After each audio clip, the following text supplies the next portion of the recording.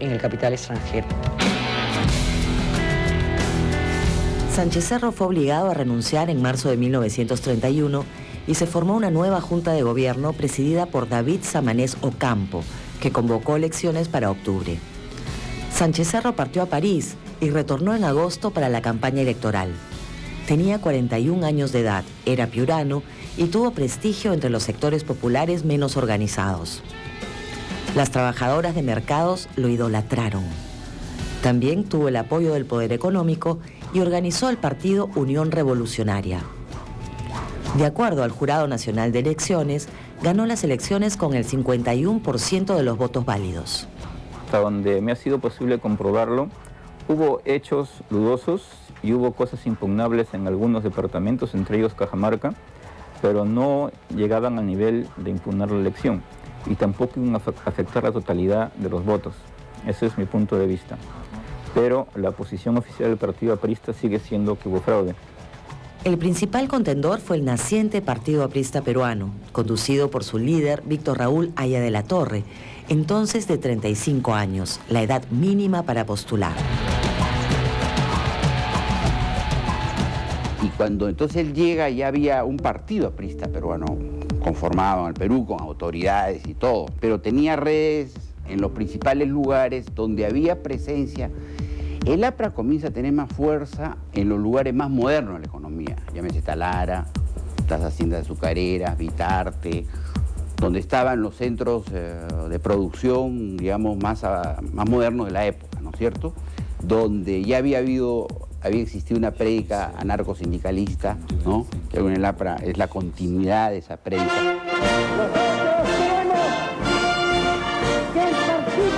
El APRA obtuvo el 36% de los votos válidos gracias a una gran campaña. No contó con mayor apoyo económico, pero organizó muy bien a sus partidarios en un despliegue de actividad política impactante que asombró a sus contemporáneos.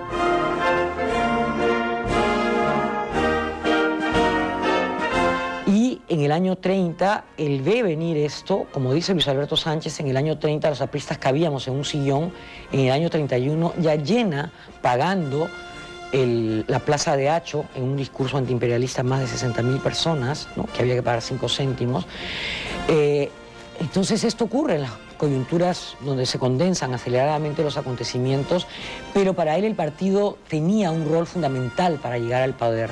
No era un independiente, no era un tipo que pensaba en que esto se lograba espontáneamente, sino tenía clara la construcción de un partido que es el partido sólido que hemos visto que logró sobrevivir 30 años en la clandestinidad. No cualquier partido sobrevive y no se descompone en la clandestinidad, cosa que no ocurrió con el partido aprista, ¿no? Haya joven tiene otra cosa que me parece importante rescatar. Él introduce el asunto del programa de gobierno como oferta electoral en el famoso discurso de agosto de 1931 en la Plaza de Hacho. Hasta entonces no se había producido en la política peruana presentar un plan de gobierno.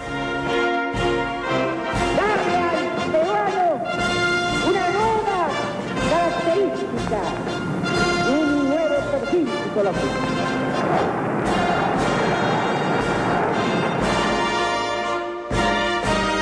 Tanto la tribuna como la antorcha, sobre todo la tribuna, que es la que hace la propaganda, la que prepara la venida de Haya al Perú, tú vas a ver incluso que hay un concepto muy moderno en los años, ese es el año 31, de preparar la llegada de Haya, de ir preparando día a día a través de la tribuna, ¿no?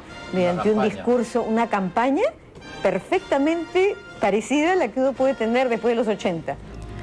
Haya actuó como una figura carismática, rodeado por la aureola del revolucionario, habiendo elaborado un discurso antiimperialista que cautivó a amplios sectores populares, sobre todo en el norte y entre los trabajadores organizados en gremios y sindicatos.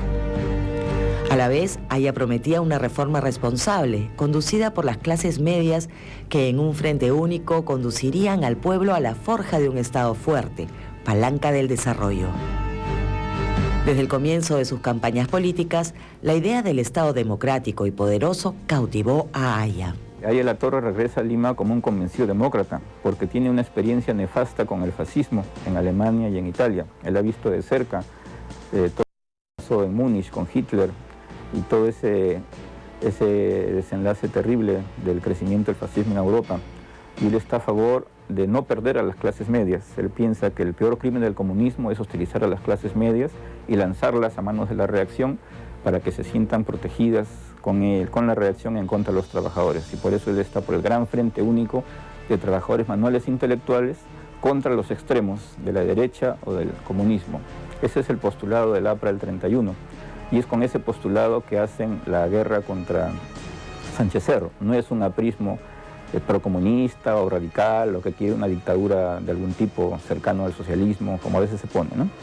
Exactamente, que es la forma de llegar al poder en las sociedades modernas. No se llega a través de un club, sino de un partido político. Este partido político lo construyó con seriedad, con un rol en el cual él se autodenominó el jefe. No ha existido, no existe aún en el Partido Aprista esa nominación, ese puesto, digamos así, ¿no?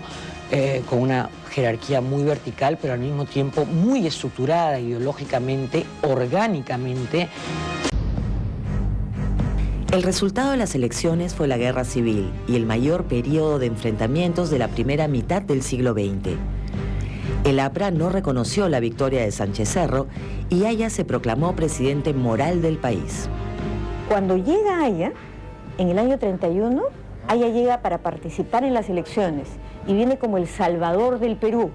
Ese es, digamos, el lema que se utiliza. Pero después de perder las elecciones, se convierte en el presidente moral.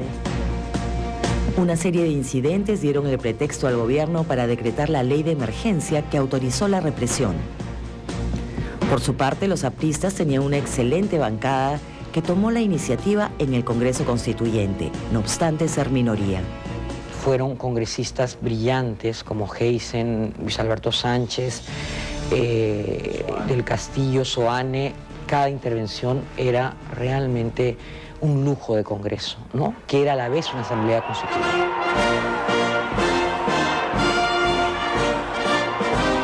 El gobierno se vio arrinconado hasta que decidió detener a los congresistas del APRA y deportarlos.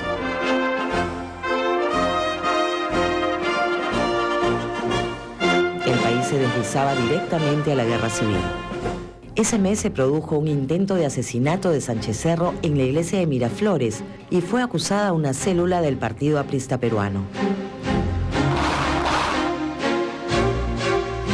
Poco después se levantó la marinería de los barcos Grau y Bolognesi.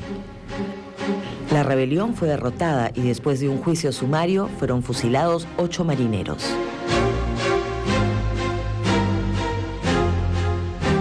Aya de la Torre fue detenido en mayo de 1932, después de haber sido perseguido desde la toma del poder por Sánchez Cerro.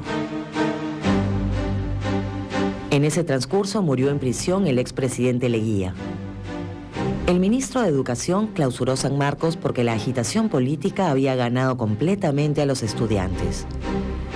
En ese momento, la crisis económica internacional había llegado a su nivel más profundo y la desocupación era tremenda. Que Aya de la Torre hubiera estado a favor de que se dé esa insurrección seguramente, pero no tuvo la capacidad personal de dictarla, ni mucho menos comandar su forma, ni sus alcances, ni el momento, ni las tácticas, ni nada. Esto surgió propiamente en Trujillo, y con los personajes estos tan conocidos, el Búfalo Barreto, Agustín, su hermano. La madrugada del 7 de julio de 1932, masas apristas procedentes de la Hacienda Laredo e integradas también por alumnos del Colegio Nacional San Juan, capturaron el cuartel O'Donovan. Al mando estaba Manuel Barreto, llamado el Búfalo. La lucha fue muy intensa y duró 4 horas. Murieron muchos defensores y atacantes, entre ellos el mismo Búfalo Barreto. Asimismo, fue capturado el cuartel de la policía y el prefecto se rindió a los insurrectos. Fue nombrado prefecto revolucionario Agustín Aya de la Torre y el jefe militar fue el comandante Leoncio Rodríguez.